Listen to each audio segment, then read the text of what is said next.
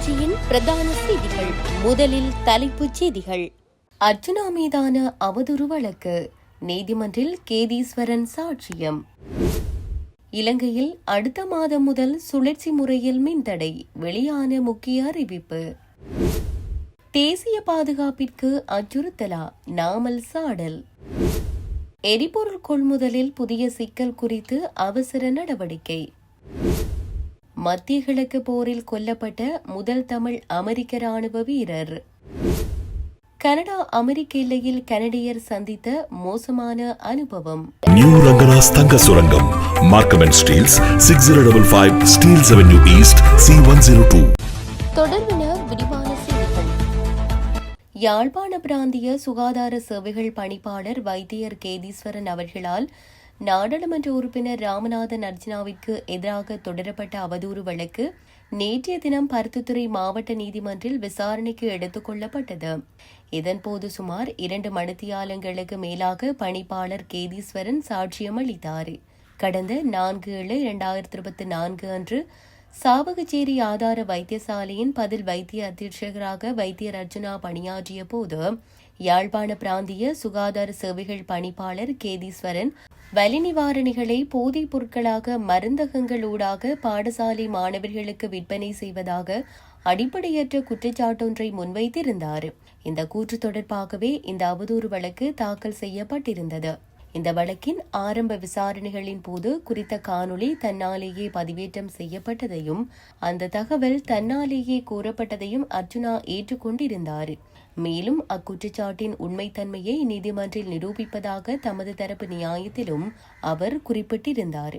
கடந்த வெள்ளிக்கிழமை சாட்சியமளித்த வைத்தியர் கேதீஸ்வரன் தமது பணிக்காலத்தில் வலி நிவாரணிகளை மருத்துவ சீட்டுயின்றி வழங்கப்படுவது தொடர்பாக கிடைத்த முறைப்பாடுகள் குறித்தும் அது தொடர்பில் 2022 முதல் 2024 ஆண்டு வரையான காலப்பகுதியில் தாம் மேற்கொண்ட நடவடிக்கைகள் குறித்தும் அறிக்கை ஒன்றை நீதிமன்றில் சமர்ப்பித்தார். மருந்தகங்கள், அரசு மற்றும் தனியார் வைத்தியசாலைகளுக்கு எதிராக எடுக்கப்பட்ட சட்ட நடவடிக்கைகள் குறித்தும் அவர் சான்றாதாரங்களுடன் விளக்கம் அளித்தார். விசாரணையின் போது அர்ஜுனாவினால் வெளியிடப்பட்ட காணொளி நீதிமன்றில் திரையிட்டு காண்பிக்கப்பட்டது. இதன்போது அர்ஜுனாவும் நீதிமன்றில் முன்னிலையாகியிருந்தார். சாட்சியமளித்த பணிப்பாளர் கேதீஸ்வரன் தமது 35 ஆண்டுகால மருத்துவ சேவையில் எவ்வித களங்கமும் ஏற்படாத நிலையில் திட்டமிட்டு முன்வைக்கப்பட்ட இக்குற்றச்சாட்டானது தமக்கு பெரும் பாதிப்பை ஏற்படுத்தியுள்ளதாக தெரிவித்தார். குறிப்பாக இந்த காணொளி வெளியானதன் பின்னர் வெளிநாடுகளில் இருந்து பலர் தமக்கும் தமது குடும்பத்தினருக்கும் கொலை மிரட்டல் விடுத்ததாகவும் அவர் சாட்சியத்தில் குறிப்பிட்டார். அடுத்த அமர்வின் போது பணிப்பாளர் கேதீஸ்வரன் அர்ஜுனாவின் சட்டத்தரணியால் குறுக்கு விசாரணைக்கு உட்படுத்தப்படவுள்ளார். பணிப்பாளர் கேதீஸ்வரன் சார்பில் சட்டத்தரணிகளான குமணன், தினேஷ், அபினாஸ் ஆகியோரின் ஒத்துழைப்புடன் சட்டத்தரணி கலாநிதி குமாரவடிவேல் குருபரன் முன்னிலையாகியிருந்தார். அர்ஜுனா சார்பில் சட்டத்தரணி கௌசல்யா நரேந்திரனின் அறிவுறுத்தலில் சிரேஷ்ட சட்டத்தரணி கனகசிங்கம் முன்னிலையாகியிருந்தமை குறிப்பிடத்தக்கது. இலங்கையின் மின் உற்பத்தி கட்டமைப்பானது கடும் அழுத்தத்திற்கு உள்ளாகியுள்ள நிலையில் எதிர்வரும் ஏப்ரல் மாதம் முதல் இரவு நேரங்களில் திட்டமிடப்பட்ட மின்தடைகளை அமுல்படுத்த வேண்டிய சூழல் ஏற்படலாம் என மின்சார சபை பொறியியலாளர்கள் எச்சரித்துள்ளனர். மின்சார விநியோகத்தில் ஏற்பட்டுள்ள நெருக்கடிக்கு பல காரணிகள் ஒன்றாக அமைந்துள்ளதாக தெரிவிக்கப்படுகிறது. பிரதான நீர்மின் தேக்கங்களில் நீர்மட்டம் வேகமாக வீழ்ச்சியடைந்து வருகிறது. 1 அலகு டீசல் மின்சாரத்தை உற்பத்தி செய்ய அரசாங்கத்திற்கு சுமார் 90 ரூபாய் செலவாகிறது. மாலை நேர உச்ச பயன்பாட்டு நேரத்தில் நிலவும் 150 மெகாவாட் பற்றாக்குறையை நிவர்த்தி செய்ய தினசரி 36 மில்லியன் ரூபாய் செலவிடப்படுகிறது. மத்திய கிழக்கில் நிலவும் போர் பதற்றங்களால் எரிபொருள் மற்றும் நிலக்கரி இறக்குமதியில் தடைகள் ஏற்பட்டுள்ளதோடு அவற்றின் விலைகளும் உயர்ந்துள்ளன. நொரச்சோலை மின் நிலையத்தில் நிலக்கரியின் தரம் தொடர்பான சிக்கல்கள் இன்னும் நீடிக்கின்றன. நாடு தழுவிய ரீதியில் பாரிய மின் முறிவுகள் ஏற்படுவதை தவிர்க்க குறுகிய கால சுழற்சி முறையிலான மின்வெட்டுகளே ஒரே தீர்வு என மூத்த பொறியியலாளர் ஒருவர் தெரிவித்துள்ளார். அரசு புலனாய்வு பிரிவின் முன்னாள் பணிப்பாளர் சுரேசாலே தடுப்பு காவலில் வைக்கப்பட்ட சம்பவம் நாட்டின் தேசிய பாதுகாப்பை பாரிய நெருக்கடிக்கு உள்ளாக்கியுள்ளதாக நாமல் ராஜபக்ஷ தெரிவித்துள்ளார். புலனாய்வு பிரிவினையும் இராணுவத்தினரையும் பலவீனப்படுத்துவதன் மூலம் தேசிய பாதுகாப்பை உறுதிப்படுத்த முடியாது. கடந்த நல்லாட்சி அரசாங்க காலத்திலும் இதே தவறுகள்தான் செய்யப்பட்டது. எமது ஆட்சி காலங்களில் மாத்திரமே பாதுகாப்பு படைகள் பலவீனப்படுத்தப்படாமல் பலமாக வைக்கப்பட்டிருந்தன என அவர் சுட்டிக்காட்டினார்.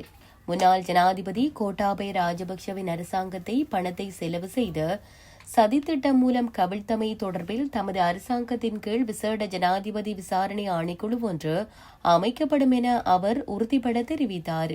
ஆட்சியை சதி மூலம் கவிழ்த்தமை குறித்து ஆராய நாடாளுமன்ற தெரிவுக்குழு ஒன்றை அமைக்குமாறு சபாநாயகரிடம் கோரிக்கை விடுத்திருந்தேன்.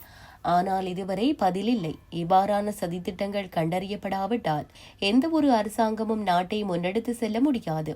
தற்போதைய அரசாங்கத்திற்கும் கோட்டாபய ராஜபக்சவிற்கு ஏற்பட்ட நிலைமை ஏற்படக்கூடும் என அவர் மேலும் தெரிவித்தார். இலங்கைக்கு தேவையான மசகு எண்ணெய் மற்றும் சுத்திகரிக்கப்பட்ட எரிபொருட்களை பெற்றுக்கொள்வதற்காக விடுக்கப்பட்ட திறந்த கோரிக்கைக்கு சர்வதேச அளவில் 200க்கும் மேற்பட்ட நிறுவனங்கள் முன்மொழிவுகளை வழங்கியுள்ளதாக இலங்கை பெட்ரோலிய கூட்டுத்தாபனம் தெரிவித்துள்ளது. கிடைக்கப்பெற்றுள்ள நூற்றுக்கணக்கான விண்ணப்பங்களை மதிப்பீடு செய்வதற்காக 2 விசேட குழுக்கள் நியமிக்கப்பட்டு அவை 24/7 அடிப்படையில் இயங்கி வருவதாக கூட்டுத்தாபனத்தின் முகாமைத்துவ பணிப்பாளர் மயூரநெத்தி குமாரகே தெரிவித்தார். உலக சந்தையில் நிலவும் எரிபொருள் தட்டுப்பாடு காரணமாக நம்பகமான விநியோகஸ்தர்களை தெரிவு செய்வது பெரும் சவாலாக மாறியுள்ளதாக அவர் சுட்டிக்காட்டியுள்ளார். மசகு எண்ணெய் மற்றும் டீசல் விநியோகத்திற்காக ஏற்கனவே 2 முகவர்கள் தெரிவு செய்யப்பட்ட போதிலும் இறுதி உடன்படிக்கையில் கையெழுத்திடும் தருணத்தில் அவர்கள் பின்வாங்கியுள்ளனர். தற்போதைய உலகளாவிய சூழலில் கடலில் பயணிக்கும் எரிபொருள் தாங்கி கப்பல்களை அணுகி அதிக விலை கொடுத்து கொள்வனவு செய்யும் ஒரு போட்டி நிலை உருவாகியுள்ளதால் இந்த தேக்க நிலை ஏற்பட்டுள்ளதாக அதிகாரிகள் குறிப்பிட்டுள்ளனர். ஈரான், இஸ்ரேல் மற்றும் அமெரிக்கா இடையே கடந்த பிப்ரவரி மாதம் 28ஆம் தேதி ஆரம்பமான போர் இன்று 1 மாதம் கடந்தும் தொடர்ந்து நடைபெறுகிறது. இந்த போரில் முக்கிய தலைவர்கள், ராணுவ வீரர்கள், பொதுமக்கள் உள்ளிட்ட ஆயிரக்கணக்கானோர் உயிரிழந்துள்ளனர். மத்திய கிழக்கு போரில் தமிழ் அமெரிக்க ராணுவ வீரரான விசாகன் சத்தியமூர்த்தி என்பவரும் கொல்லப்பட்டுள்ளார். 1993ஆம் ஆண்டு மே மாதம் 10ஆம் தேதி அமெரிக்க ராணுவத்தில் இணைந்த இவர் கடந்த மார்ச் மாதம் 21ஆம் தேதி உயிரிழந்துள்ளார். இவருடைய இறுதி நிகழ்வுகள் ஏப்ரல் 2ஆம் தேதி மதியம் 1 மணியளவில் லாஸ் ஏஞ்சல் நேஷனல் செமெட்டரியில் நடைபெறவுள்ள நிலையில் அமெரிக்க ராணுவ வீரர்களால் இறுதி ராணுவ மரியாதையும் செலுத்தப்பட உள்ளது. இந்த நிலையில் மத்திய கிழக்கு போரில் கொல்லப்பட்ட முதல் தமிழ் அமெரிக்க ராணுவ வீரர் இவர் என்பது குறிப்பிடத்தக்கது. அமெரிக்காவிற்கு சுற்றுலா செல்லும் கனடியர்களின் எண்ணிக்கை கணிசமாக குறைந்துவிட்ட நிலையிலும் கனடியர்களை அமெரிக்க எல்லை அதிகாரிகள் மோசமாக நடத்தும் சம்பவங்கள் தொடர்கின்றன. இந்நிலையில் அமெரிக்க செல்ல முயன்ற கனடியர் ஒருவர் அமெரிக்க எல்லையில் மோசமான அனுபவம் ஒன்றை சந்தித்துள்ளார். கெவின் டாசன் என்னும் கனடியர் கடந்த ஆண்டு அக்டோபர் மாதம் 18ஆம் தேதி நிகழ்ச்சி ஒன்றில் கலந்து கொள்வதற்காக அமெரிக்கா செல்ல முயன்றுள்ளார். ட்ரம்ப் நிர்வாகம் கனடியர்களை நடத்தும் விதம் குறித்து தான் நன்கு அறிந்திருப்பதாக தெரிவிக்கும் கெவின், தன்னை அமெரிக்க எல்லை அதிகாரிகள் திருப்பி அனுப்பிவிடக்கூடும் என்பதை கூட தான் அறிந்து வைத்திருப்பதாக தெரிவித்துள்ளார். என்றாலும் இப்படியொரு மோசமான அனுபவம் தனக்கு கிடைக்கும் என தான் கொஞ்சமும் எதிர்பார்க்கவில்லை என்கின்றார் அவர். ஆம், எல்லையில் கெவினை நிறுத்தி கேள்விகள் கேட்ட அமெரிக்க எல்லை அதிகாரிகள் அவரிடம் தான் பயங்கரவாத அமைப்புகளுக்கு ஆதரவளிப்பதில்லை என கூறும் ஒரு ஆவணத்தில் கையெழுத்திடும்படி கூறியுள்ளனர். அதனைத் தொடர்ந்து கெவினிடம் அவரது DNA-வை கொடுக்க வேண்டும் என்று வற்புறுத்தியுள்ளார்கள். தான் ஒன்றும் குற்றவாளி அல்ல என்று கூறி DNA-வை சேகரிக்க கெவின் அனுமதி மறுக்க அவரை ஓராண்டு சிறையில் அடைக்க முடியும் என மிரட்டியுள்ளார்கள் அவர்கள். ஆகவே வேறு வழியில்லாமல் தனது DNA-வை சேகரிக்க அவர்களுக்கு அனுமதி அளித்துள்ளார். இந்த விடயத்தை அவர் ஊடகங்களுக்கு பகிர்ந்து கொண்டுள்ள நிலையில் அமெரிக்க நாடாளுமன்ற உறுப்பினர்களான ஜேமி ராஸ்கின் மற்றும் டெபிட் இங்கில் ஆகிய இருவரும் கெவின் நடத்தப்பட்ட விதத்திற்கு கடும் கண்டனம் தெரிவித்துள்ளனர்.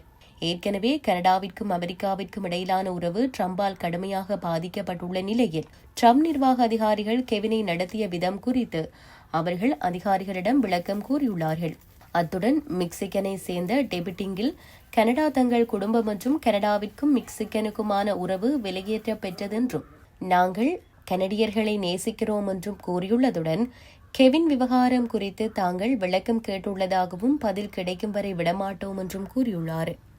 இத்துடன் செய்திகள் யாவும் நிறைவு பெறுகின்றன. மேலதிக செய்திகளை அறிந்து கொள்வதற்கு www.tamilaram.com எனும் இணையதளத்தை பார்வையிடுங்கள்.